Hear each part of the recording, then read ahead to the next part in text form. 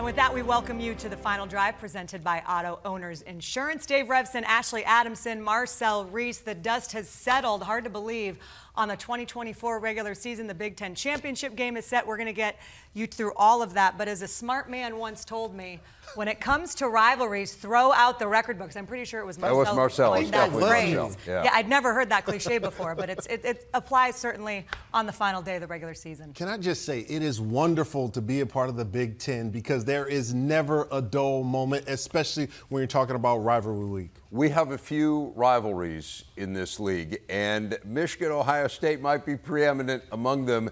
3 straight wins for the Wolverines, as we know, but certainly this year.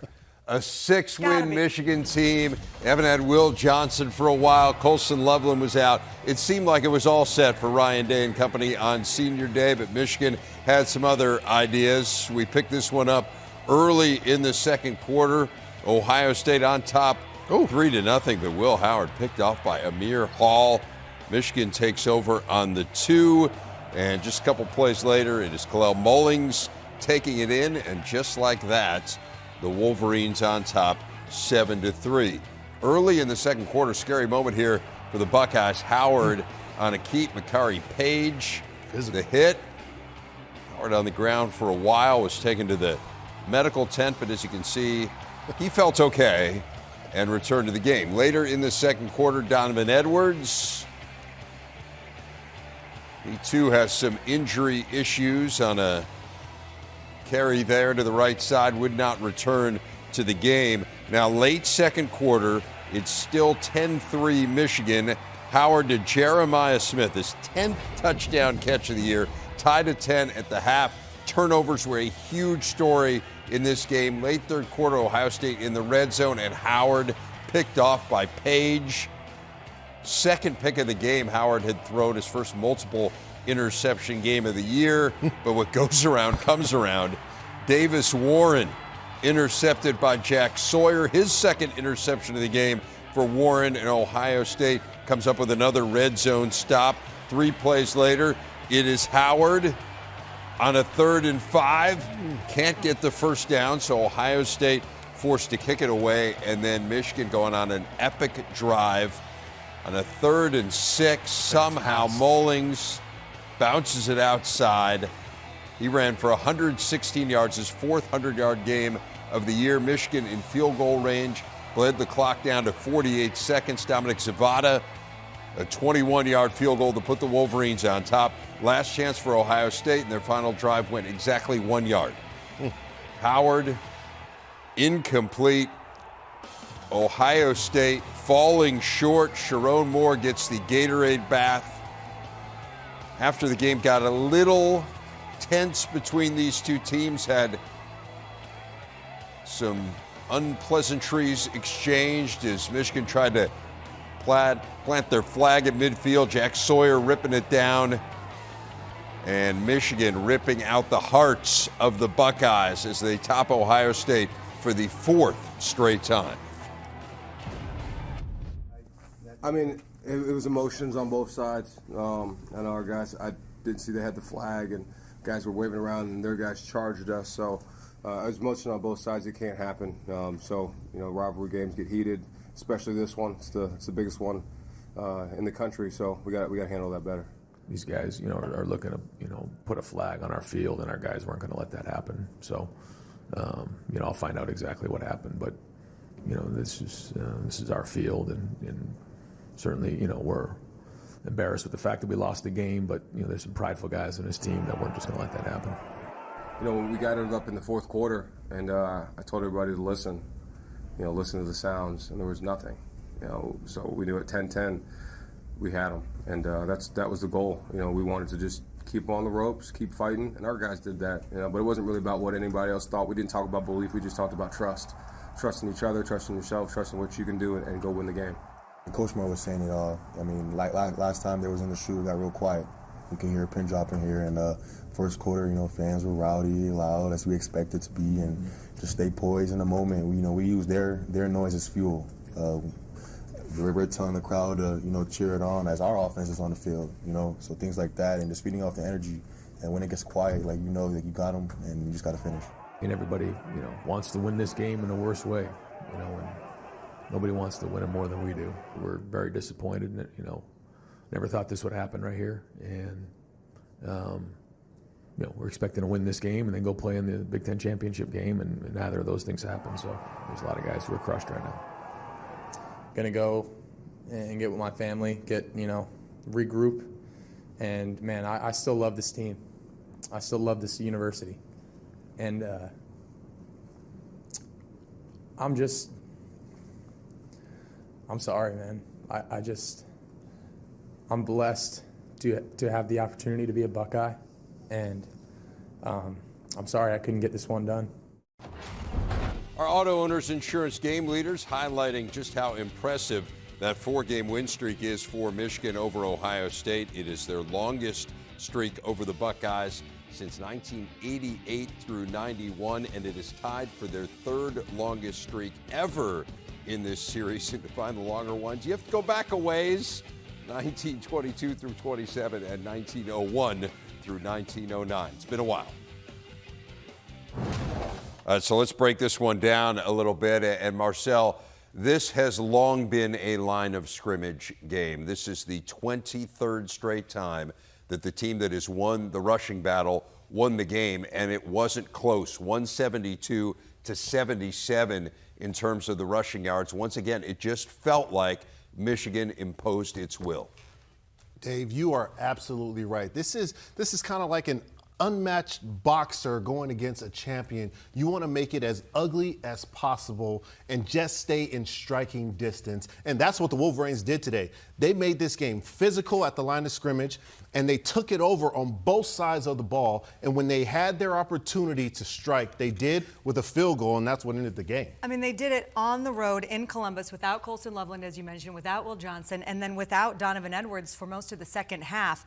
It's the first time that they've lost to an unranked team in 6 years, Ohio State. They had won 47 in a row. Everything was on the line for the Buckeyes. And I think about Ryan Day, and you talked about it earlier. He said this week that the losses to Michigan had been the worst thing that had happened to him, the worst thing that happened to his family. So there's so much riding on this rivalry. But I think when you look at the fact that Ryan Day is 1-4 against Michigan and he's 47-1 against all other Big Ten opponents, but it's the one opponent that matters the most in Columbus. Yeah, we talk about players having to fight the urge to go back to, the same old team mentality. Well, it goes for coaches as well. When Ryan Day feels that adversity, he has to fight that urge to say, we're back in that same mode, that same state. He has to fight that urge, face the adversity, and understand that he still has a plan to execute to win this game. Because at the end of the day, we're looking at a 10-3 game, and you're the Ohio State Buckeyes with one of the most explosive offenses in this country to execute and go score points. This is just the game you cannot lose. Yeah. I mean, you cannot lose it if you're the head coach of Ohio State, and now they've lost it 4 times in a row, and here they lost it with what appears to be the better team. I mean, it's the team that's going to move on to the college football playoff. I think the big question now, and you saw the incredible disappointment for Ryan Day, for Will Howard, how do you move on? Because you can still win a national championship. You're going to be one of the 12 teams that gets a shot at this. How do you regroup? If you're Ryan Day and the Ohio State Buckeyes, you have to understand this. Not only are you one of the 12 teams that are going to be able to be in this tournament, you are one of the top teams that are in this tournament. You have to forget about this game. Put it in the back of your mind. Learn from these mistakes. See this adversity, and when you face it again in the playoff, because you're going to play some fantastic teams, the best teams in the country, you look it in the face and you understand that you are one of the best teams in the country, and you execute your game plan, because the goal is to win a national championship, and that goal is still in hand if you're the Ohio State Buckeyes. And I just want to put a bow on this conversation with another hat tip to Michigan, because you talk about fighting through adversity. They had lost 5 games coming off a national championship season, and everyone was kind of wondering what's going on. They played 3 different quarterbacks.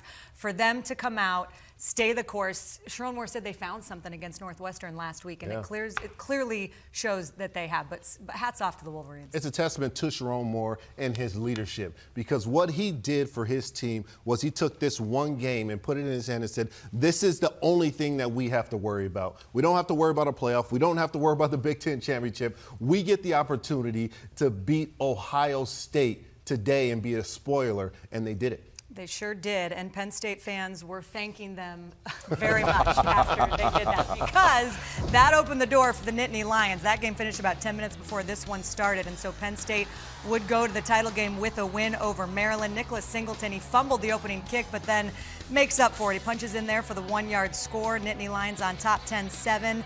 Drew Aller to his guy, Tyler Warren. That was his 17th career receiving touchdown. That sets the Penn State program record at the tight end position. Nittany Lions up 31-7. More from Singleton here. He had 2 touchdowns on the day. Fourth quarter final seconds. Bo Prabula in at quarterback.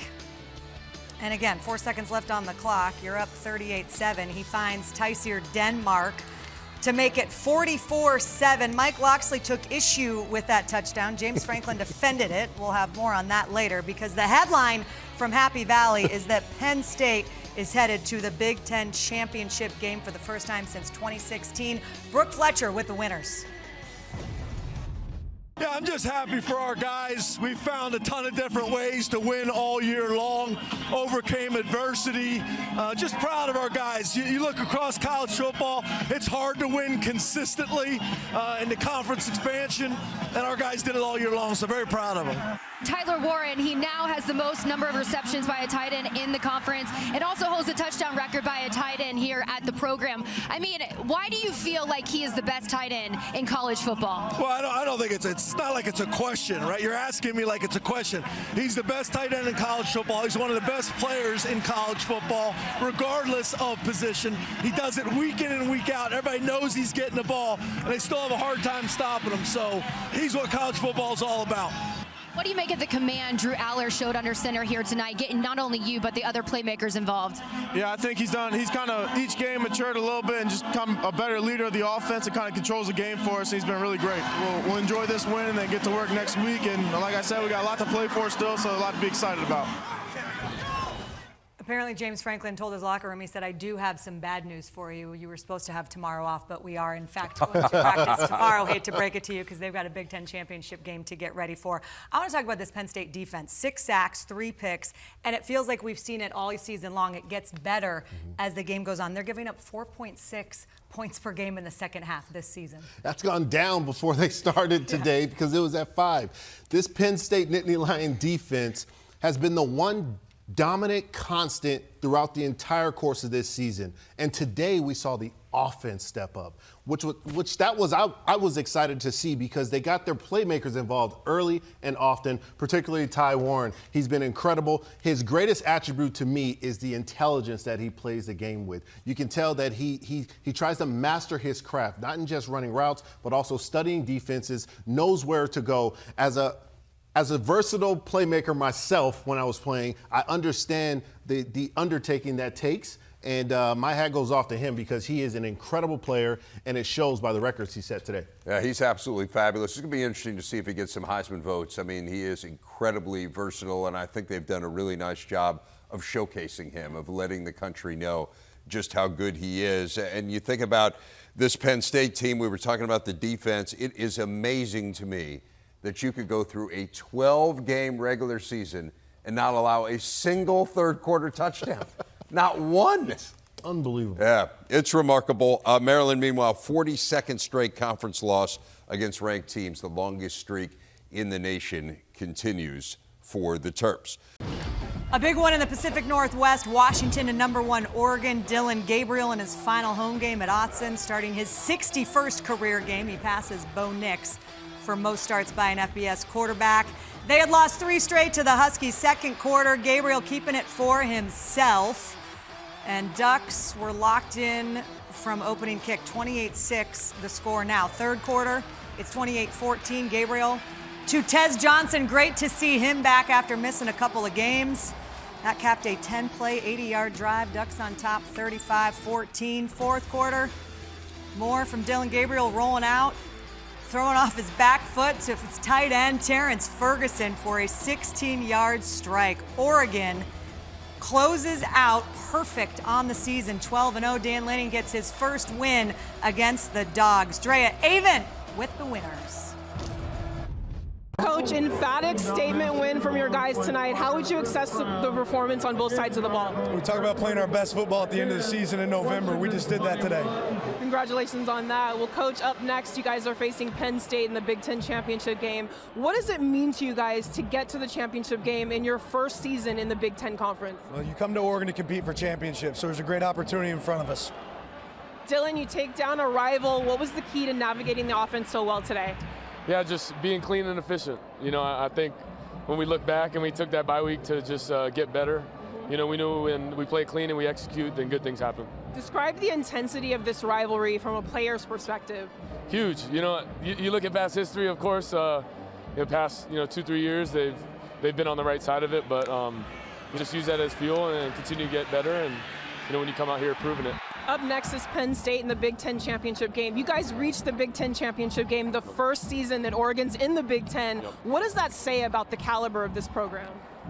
Man, a bunch of guys who are fighting and clawing to win, and we'll do whatever it takes, but more importantly, just unselfish guys. A lot of guys that came in or came back and made this thing happen, so I'm proud of the way we gelled together, and we've earned the right to be in this, and we're excited for the challenge. So. All right, congratulations. Best of luck next week. Thank you so much.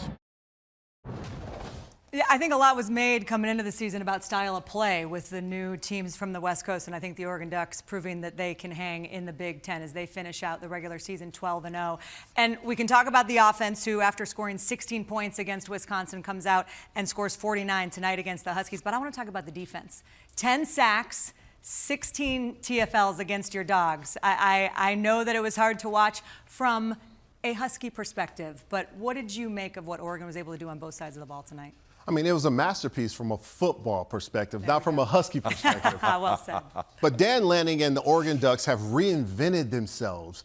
Before, they were often known as the basketball on turf. They played explosive on offense, they scored a ton of points, and they approached every game saying, I'm going to score more than you. But now, this Oregon Ducks team in 2024 plays physical on both sides of the ball. They rule the line of scrimmage from the defensive and offensive line perspective, and they just impose their will. So congratulations to Dan Lanning and this Oregon team. They are the most complete team in college football. I think that is what has really stood out to me. And I got some hints of it last year in watching them when I knew they were going to join the Big Ten and really studying their games. You saw how physical they were, what a great line of scrimmage team they are, and that has really manifested itself this year. It gave the Huskies all kinds of troubles in this one. They started Damon Williams in this game, which was interesting. Will Rogers has some NCAA records in his sights. He will not get a chance to set those. Maybe in the bowl game, we'll see. But certainly some glimpses of hope, no doubt,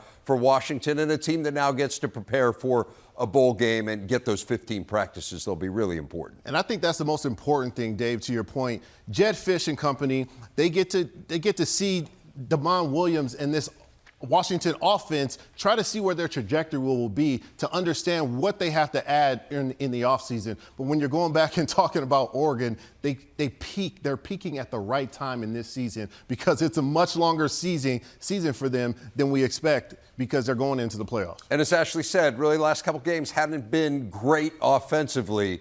They were great offensively in this one, so they head into Indy with a ton of momentum. Speaking of the state of Indiana, the Hoosiers will not get a chance to play in the Big Ten championship game, but needed a good performance against Purdue to solidify their spot in the college football playoff. I would say they did it.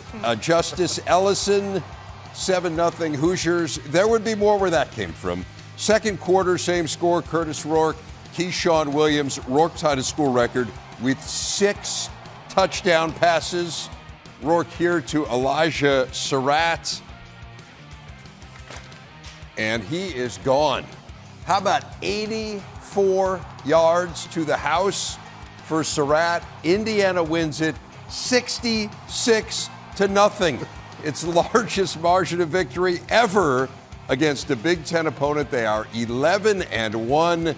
Josh Sims caught up with the victorious Hoosiers. What type of statement did you guys make out here tonight? Well, a pretty dominant win. I thought we really played well on defense.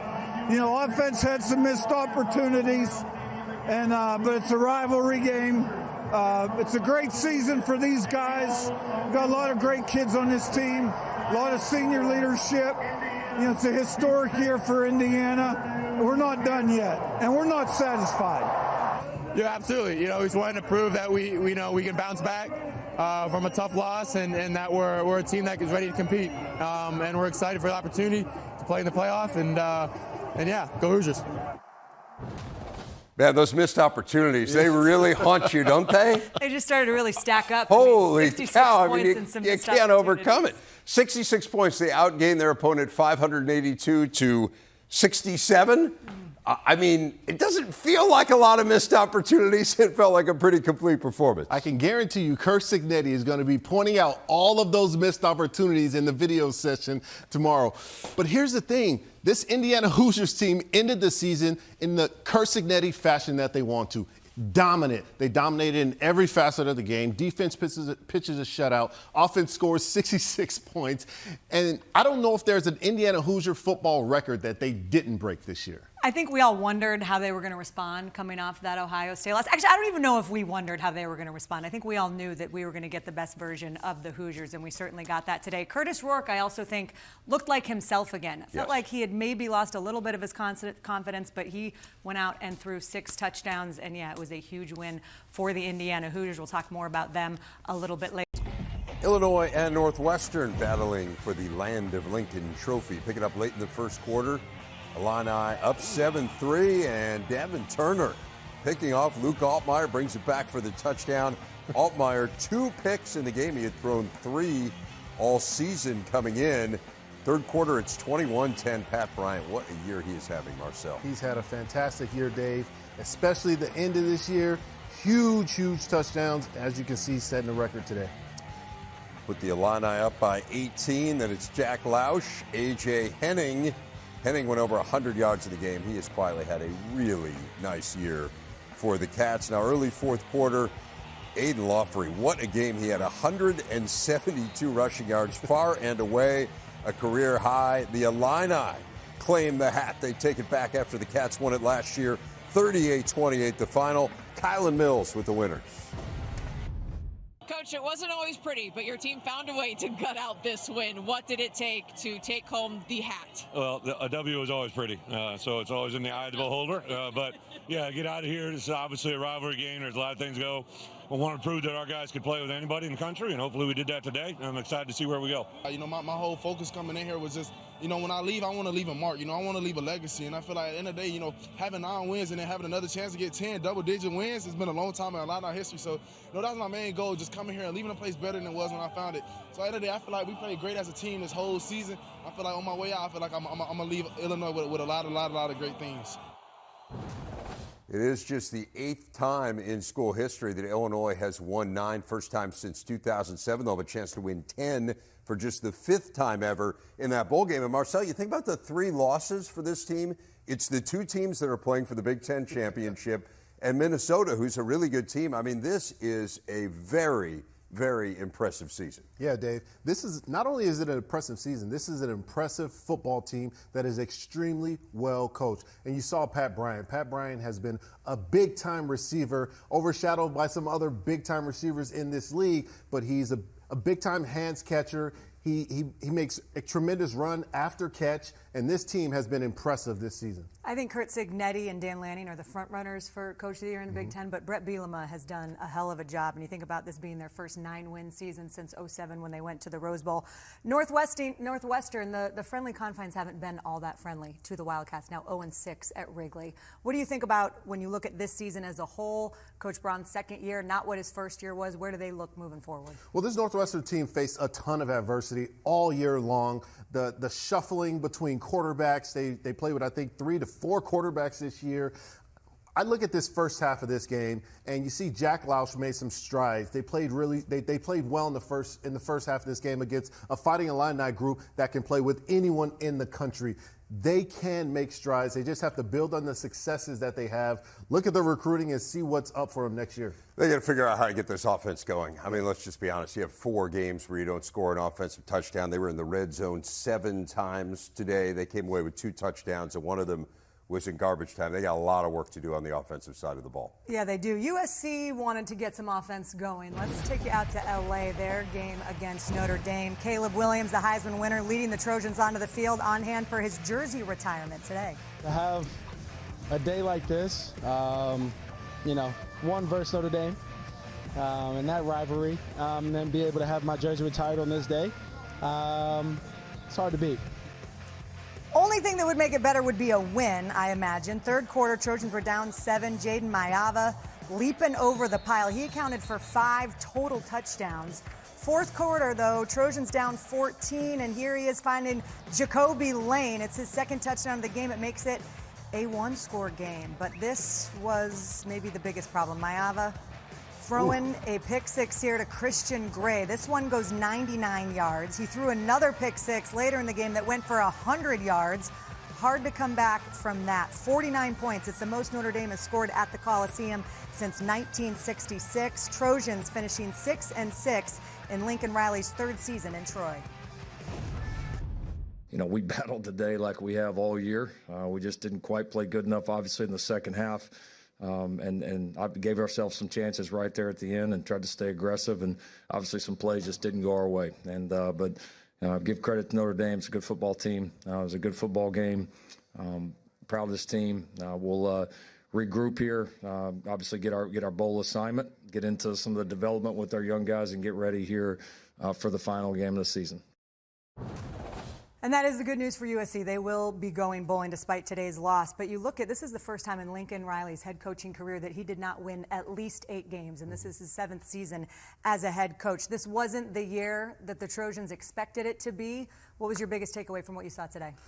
Well, when you watch today, it was basically a synopsis of their entire season. You're excited for the game. It's a big-time game. You have all eyes on you, and you just can't finish the job. This team has one of the best rosters in college football, so Lincoln Riley has to be charged with how to get the best out of his group and make it a cohesive unit. Football is the ultimate team sport. You cannot just call plays and go out there. You have to have a cohesive locker room, and everyone has to be singing the same song. There were some good things that happened in this game, and they had 557 total yards against the 4th best defense in terms of total D in the country coming in. To your point, Ash, you can't just give away 14 points. Doesn't help. Right. No, it doesn't. Notre Dame's really good. They're going to the playoff, but I get it. It's USC. Yeah. They've won 11 national titles. They don't take a backseat to anyone. You got to figure it out. 6 wins, not good enough, obviously, for the Trojans. Michigan State looking at bowl eligible, taking on Rutgers. Good day for Sam. Snowflakes were flying. Pick it up in the first quarter. Kyle Monungai, how good has he been? 129 yards on the ground. Moved into 2nd on Rutgers' all-time rushing yardage list. Game tied at 7. 8th in Caliac Manis, Ian Strong. Rutgers wins it 41-14. 4th conference win, the most ever as a Big Ten member for Greg Schiano's group. I'm just so proud of our guys. We're learning. As a program, we're learning. We're getting better, and just thrilled. To our seniors, they mean so much. It's ironic. But if you think back to 2020 in the COVID year, in late November, this is where our first game was. Or late October, this is where our first game was as a team. I was a new head coach here, and those guys that are now seniors were freshmen. And for us to come out here and end the way that it did, again, just thrilled for them. And the way almost storybook with the snow and the whole way it looked, I'm just so happy for these kids and for these coaches, because never blinked, never waited this job, and I'm really proud. I agree with Greg Schiano more. I mean, you think about where Rutgers was a month ago. I mean, this is a team that had a 4-game losing streak. The injuries were just piling up. This was a walking MASH unit. And to their credit, they just kept going and won 3 of their last 4, head into their bowl game with a ton of momentum. What stands out to you about Rutgers? Yeah, Dave, this Rutgers team is, one, they're extremely well coached by Greg Schiano and company, but this is like the tale of 3 seasons. They start off hot, undefeated, 4-0 in the season. Then, like you said, they go through that losing streak, and they end on a high note. And they're ending it the right way by going into a bowl game. This team started off very one-dimensional and end today, as you can see, extremely balanced. Pass, and run. They have a star in Kyle Monungai who continues to run the ball extremely well, and a tough offensive line. So this is a great, great story for Rutgers. Congratulations. And a lot of previous years, we would see Rutgers start reasonably well and then just fade down the stretch. They won 3 games in November. They had 6 November wins in the previous decade combined. It's pretty impressive. Quick thought on Michigan State. Michigan State, here it is. They were a young team. We knew they would go through the young woes of having a star young quarterback.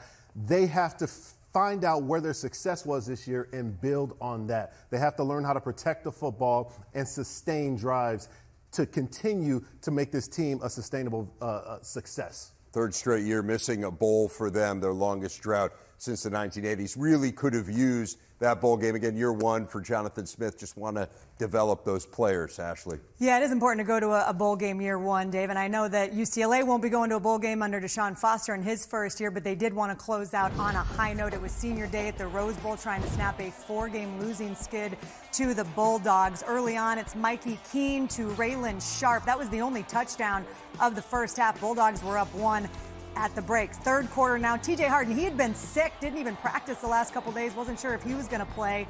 Gets in for a huge touchdown there. The go-ahead score makes it 13-10. Later, it's Ethan Garbers to J. Michael Sturdivant, putting the finishing touches on this one. UCLA ends with winning 4 of their final 6 of the season. Here's the head coach. This game was exactly how the season went, you know, a lot of ups and downs, but these guys fight, they're resilient. No matter what, they're going to play hard until the 0 on the clock. So all I can do is appreciate. I love the way my seniors played, the way we sending them out the right way. I think the impact he's had on me is honestly crazy to see it come full circle. You know, scout team freshman year, he's over there telling me to keep working, and now he's the one who ends up giving me my opportunity to play. And so just seeing that and the type of man he is, too, it's a man you want to go out and play for. So the program's in good hands moving forward. This is the kind of game that UCLA's won this year. 5 wins, all of them one-score games. They won those 5 games by a total of 23 points. You look at where they were at the beginning of the year, where they are now. I know, again, this is a year of transition. I think you can look at this team, even though I understand that the previous 3 years were better in terms of wins and losses. But I think you look at in the course of this year and make an argument that UCLA has improved as much as just about anyone in the league. Yeah, Dave, you're absolutely right. I think during the course of this season that this UCLA team is the most improved team in our league. If you look at how they started, and you didn't see much optimism in the first 3 weeks of the season, but they kept improving little by little until they found out how to win games, and then they won games in the end, and it was a really successful story for Deshaun Foster, Eric Bieniemy, and company. Carried over the defensive success from a year ago, certainly against the run. They were outstanding. 4-0 when scoring 20 or more points this year. The bad news is there's only 4 games where they score more than 20 points. So I think they know what they have to do, have to become a little more overpowering offensively. But some things to build on, no doubt, for Deshaun Foster's Bruins. Dave, let's check in on how the top teams around the country fared. Now, Ohio State, not the only top 12 team to get tripped up here. Syracuse upsetting Miami. That knocks the Hurricanes out of the ACC title game and likely the playoff.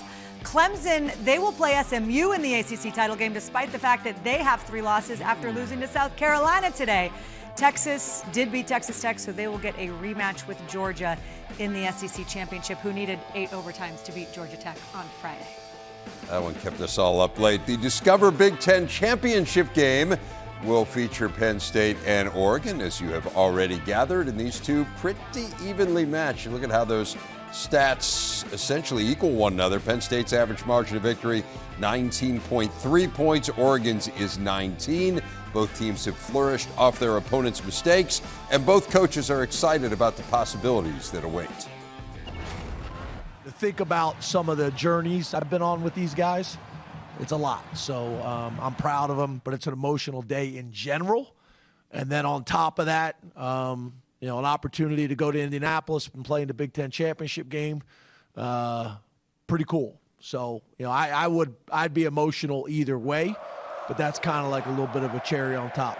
You come to Oregon to play in games and moments like that, and what we've created so far this season is really special, but obviously there's still some things ahead of us. Certainly excited to see all of our fans show up in Indy and make an impact there as well. Season's not over yet.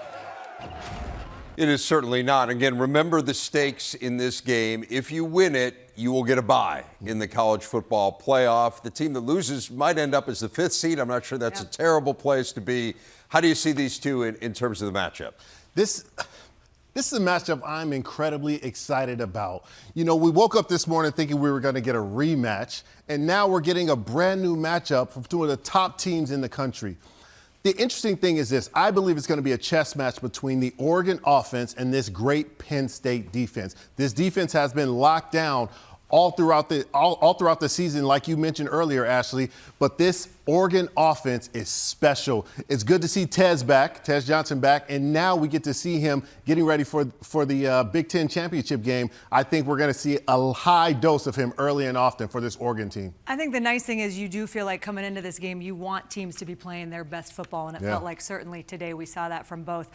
By the way, Oregon 1-3 all time against Penn State. Their last win, 1964. So it's been a minute since the Ducks. As the kids say. It's been a minute, yeah. Yes, I don't remember that game back in the day. But. Coach Moore has a term called FIDO, which is F it and drive on. That helped us when we got in this game, and a game like this where there's a lot of emotions and up and downs, and just FIDO. We had a Michigan game this year for the first time since I've been here. We had a home field advantage. That team that we beat pretty handedly just went and beat Ohio State. To be a team that we potentially be in the top 5 of a new 18-team league, to say that Illinois is there, I think is a pretty big-ass statement. I was asked about his family, Christmas cards, address, all those things. It was bull.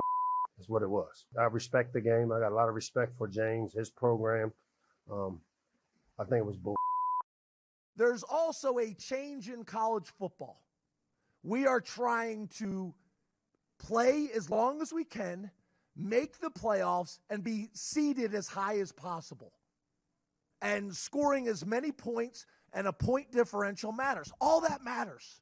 And if you don't get that, it's really not my problem. So, W, 1-0. I'm good with it. Anybody that's not, that's their problem. Feels like Mike and James are going to agree to disagree on that one. Let's get into the final drive. One thought on each and every team that played this weekend, which is each and every team in the league. And let us start with the Fighting Illini getting a nice rivalry win. Yeah, Illinois found a way to end the season the right way, winning a tough game at the end there. How about Indiana? After some missed opportunities, we're able to get the bucket points back. out there. Yeah, they left a little meat on the bone, but this has been the best story all season this year. Congratulations to Indiana. It has been. They await their playoff destination now. Iowa on Friday, 164 yards of offense, 0 of 10 on third down, so of course they won the game. Yeah, when you're looking at Iowa, there was a ton of animosity leading up to this game with Nebraska, but Iowa does what Iowa does. They found a way to win a tough game. Yeah, to win a game with just 5 first downs is impressive. Maryland, we just heard from Mike Loxley, obviously was not a fan of the way that Penn State finished that game, and I know that Terps fans were not a fan of how Maryland ultimately ended the season. Yeah, Maryland's been up and down all year. Non-conference, they played very, very well. In conference, they didn't play as well, and today they just ran into a rival that had something to prove. Tough year going from 8 wins to 4 for Mike Loxley's crew. Michigan, what can you say? Just an amazing win.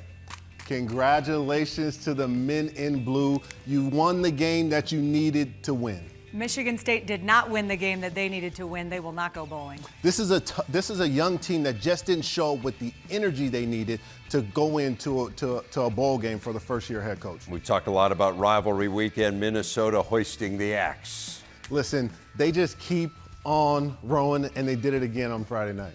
How about Nebraska? We mentioned Iowa beating them on Friday. My unsolicited advice is that you should always shake hands before the game. I'll just leave it at that. You should respect the game and respect the opponent, but it's a rivalry game. Nebraska just didn't do enough to finish and win, get the W. 2-10 in one-score games now under Matt Rule. Northwestern, we talked about the decline in wins for Maryland. Same for Northwestern, from 8 wins to 4. When you're looking at Northwestern, you just got to figure out how to get some yards and points on the board from the offensive perspective. We've talked a lot about Ohio State and what it's going to mean for them moving forward after this loss to Michigan. One final thought on the Buckeyes? Buckeyes, it's time to forget about it and turn your nose to the playoff. Go win a national championship. They missed the Big Ten championship game for the 4th straight year. Oregon is headed there in its first year in the league. Oregon Ducks, you are the most complete team in the country. Congratulations. Penn State, as we mentioned, he doesn't care if you didn't like that last touchdown because they are going to the Big Ten championship game and the playoff as well. James Franklin, Penn State Nittany Lions continue to set that tone. Show no mercy. Purdue, man, 1-11. They were on the wrong end of Route 66 on this day. It may be time for the Boilermakers to just revamp the program and try to understand what their makeup should look like. How about Rutgers winning 4 Big Ten games for the first time in program history? Congratulations to Rutgers, up and down season, but they finally got it back on track in the end. A really good story. UCLA ending on a very positive note. Most improved team in the league throughout the course of this season individually. Congratulations to Deshaun Foster, Eric Bieniemy and company. Across town, USC goes 6-6 in Lincoln Riley's third season. Didn't get to play spoiler, but now you get to get your bowl bid and see who you can make a difference with your young guys. Their 6th loss in their last 7 games against the Irish. Washington, it was bound to end at some point, the streak against Oregon.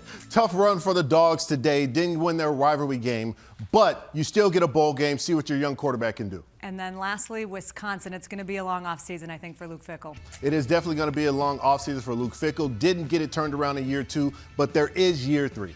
First order up is to find an offensive coordinator. It is time for our Saturday standouts. Lead us off, Marcel Reese. I'm going with the big guys up front for the Michigan Wolverines. That offensive line, 177 yards on the ground and 0 sacks to protect their quarterback. That was an impressive performance from Michigan's O-line. I'm going with, I should say, with Michigan's offensive line. I'm going with Oregon's defensive line. 10 sacks. 16 TFLs against the Huskies. I remember Jeff Bossa saying those 3 losses to the Dogs lingered. They got that bad taste out of their mouth tonight, Dave. I am going with Illinois running back Aiden Lawfrey. How about these numbers?